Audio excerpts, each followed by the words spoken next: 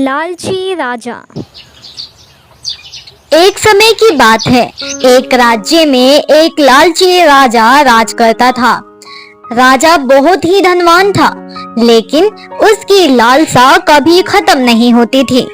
वह हमेशा और अधिक सोना और रतन पाने की लालसा में रहता था। एक बार राजा के दरबार में एक साधु आया। प्रणाम महाराज, आपने मुझे बुलाया, इसका मैं बहुत बहुत आभारी हूँ।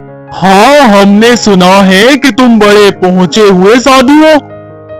क्या तुम्हारे पास कुछ ऐसी युक्ति है कि हम सबसे धनवान राजा बन जाए? हमारे पास खजाना ही खजाना हो। राजा के अंदर इतना लालच देखकर साधु को दुख होता है। क्षमा करें महाराज, लेकिन आपके पास बहुत धन है। सच्ची खुशी धन में नहीं, संतोष में होती है। अगर कुछ कर सकते हो तो करो, वरना दफा हो जाओ। राजा की इस बदतमीजी को देखकर साधु राजा को सबक सिखाना चाहता है और कल का कहकर आने के लिए चला जाता है। साधु कल आता है और राजा को एक अद्भुत शक्ति देता है। अब आप जिस चीज को छूओगे वो सोने में परिवर्तित हो जाएगी। राजा पास ही रखे फूलदान को छूता है और वो कुछ ही पलों में सोने में बदल जाता है। राजा बहुत खुश होता है। अब राजा की खुशी का ठिकाना नहीं रहा। राजा अपने महल की सभी चीजों को छूकर सोने में बदलने लगता है। इसी चक्कर में राजा को रात हो जाती है। अब राजा को भूख लगने लगती है। राजा जैसे ही फल उठाता है तो वो भी सोने में बदल जाता है। अब राजा थोड़ा चिंतित होता है क्योंकि वो कुछ भी खा पी नहीं पा रहा था। तभी थोड़ी देर में राजा की सबसे प्रिय बेटी राजकुमारी नीलू वहां आ जाती है। क्या मैं अपने ही महल में हूँ पिताजी? क्या हम पहले से ज्यादा अमीर हो गए हैं? और आप उदास क्यों बैठे हैं पिताजी?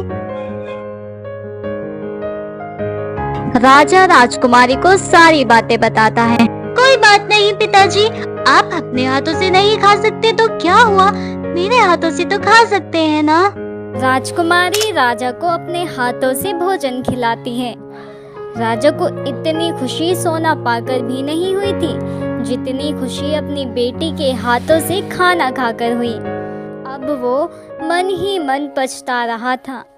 इसी बीच राजा भूल जाता है कि वो जिसे छुएगा वो सोने में बदल जाएगी। राजा खुश होकर अपनी बेटे के सर पर हाथ फेरता है।